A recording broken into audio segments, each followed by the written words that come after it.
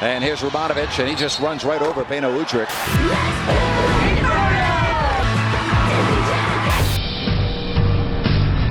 Great little coconut sauce on top of that, right. And we're going to toss the coconut sauce. We requested comment from the Council on American-Islamic Relations. Joining us now from Chicago, Ahmed Rahab, the spokesman for the Council on American-Islamic Relations. Hussam Ailoush. Nihad Awad, he is the executive director. Ali, the director of the Florida chapter. The Council on American-Islamic Relations. Muslim advocates like the CAIR. Council of American-Islamic Relations. Council on American-Islamic the Relations. Council on American-Islamic Relations. We feel our work is part of the great civil rights history of our country. We're really no different from Japanese Americans, African Americans, all who have had to struggle to, show that they should be accepted as part of American society. Across the country in our various chapters, we've seen some really serious civil rights challenges. One of them occurred when the Los Angeles Police Department decided that they were going to do a mapping project. But apparently they were going to use this as a way to monitor what the community was doing, what websites they visited. Fortunately, CAIR was instrumental in helping make sure that the mapping project did not go forward.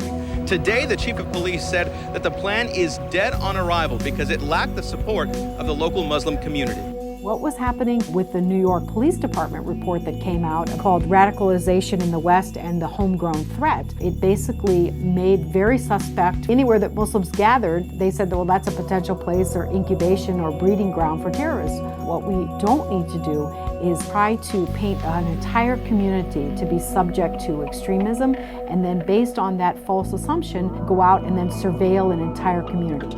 The Council on American-Islamic Relations, CAIR, wants a meatpacking plant in Nebraska to give Muslim workers time to pray around sundown. Plan says that would interrupt the assembly line.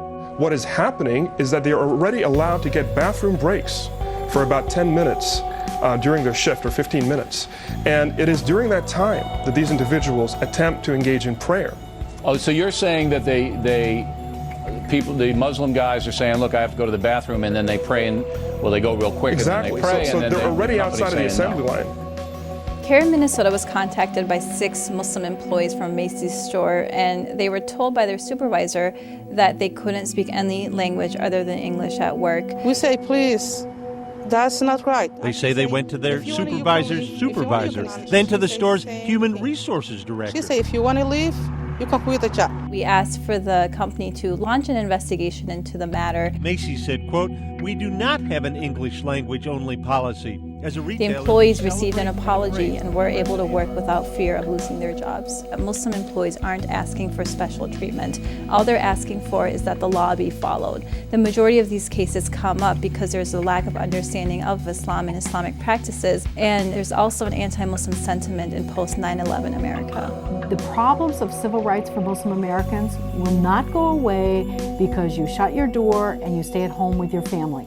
You always have to struggle for your rights. Civil rights are not something that's handed to you. It's something that one generation strives for so that they can hand it on to the next generation. So when 2 young Muslim women wearing headscarves were told recently they could not sit behind Barack Obama at this rally, it raised questions in their community. We've seen an increase in negative rhetoric in the political landscape against American Muslims, starting off with certain pastors who have endorsed Senator John McCain. Islam is an anti-Christ religion that intends through violence to conquer the world. We seek to empower the American Muslim community by being more involved in the political process. The New York chapter of the Council on American-Islamic Relations hosted a voter drive in Jamaica Friday. The group says it's been speaking at mosques and community centers around the city and hosting candid forums to tell people why it's important to get involved. CAIR chapters have organized candid forums where we brought in dozens of candidates, and this is partly how we get the candidates to become much more acquainted where we stand on a number of issues ranging from education to the economy. Not only have we held civic engagement workshops, but we also held numerous voter registration drives where we have registered hundreds of new American Muslim voters. We encourage the American Muslim community to go out and vote in large numbers to show the people who are running that we are indeed a political force and presence here in these United States of America. These are all efforts that we as a community can use to increase our voice in the political process. That is the challenge of the American Muslim community, is just to let our neighbors, our co-workers know who we really are. He is a controversial New York City imam whom federal officials have linked to terrorism. Now he is supporting a major push to plaster 1,000 New York City subway cars with pro-Islam advertising. He was not an unindicted co-conspirator in the 1993 World Trade Center. That is an out-and-out falsehood. Let's get the facts straight. Why is this even a story to begin with? Media plays a very important role in helping CAIR to promote the Muslim story to the masses.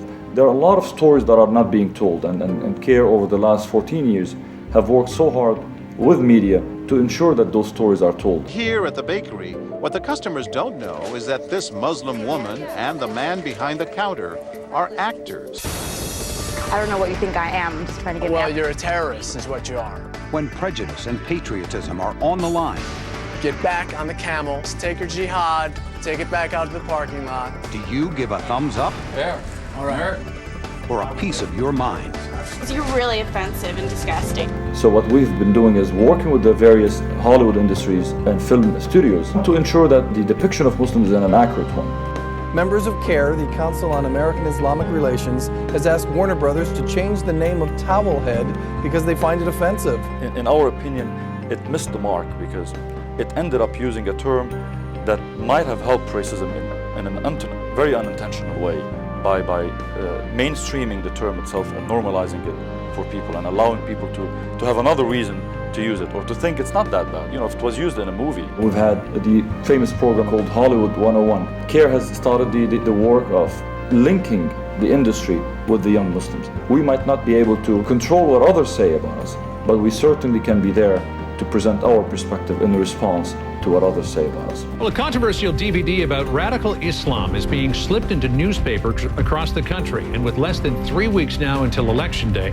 critics want to know who is behind it and why. You will take over USA. You will take over UK. I believe that this is probably one of the largest, if not the most well-funded anti-Muslim hate propaganda in the United States history. 28 million Obsession DVDs were distributed as advertising inserts in 70 papers, primarily in critical swing states, including Colorado, Florida, and Ohio. All of it was paid for by the Clarion Fund, a nonprofit group established by the Israeli filmmaker. It seems that this campaign is well-funded and directed by a foreign entity to influence the U.S. presidential elections and also to scare the public about Islam and Muslims. And that's why we filed a complaint with the Federal Election Commission and the IRS to investigate if these nonprofit organizations have violated the law. They are not trying to be part of the American way of life. They are here with an agenda to make Islam the law of the land. Obsession is not the end of it.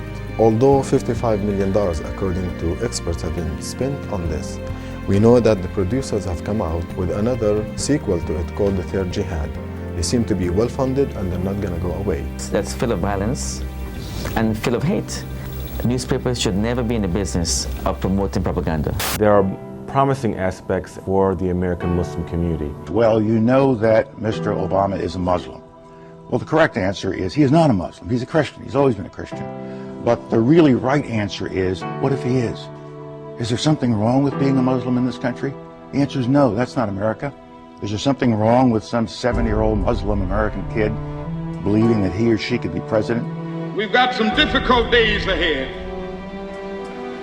But it really doesn't matter with me now, because I've been to the mountaintop.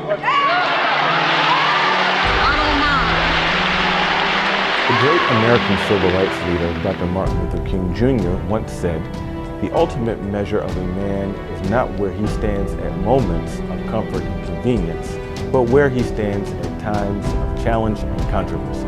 So in honor of Dr. King and all those who have struggled for justice and worked to uphold our nation's values of equality and pluralism, let's continue the good work. Let's stand up. Let us speak out. let's be counted. And let us define ourselves.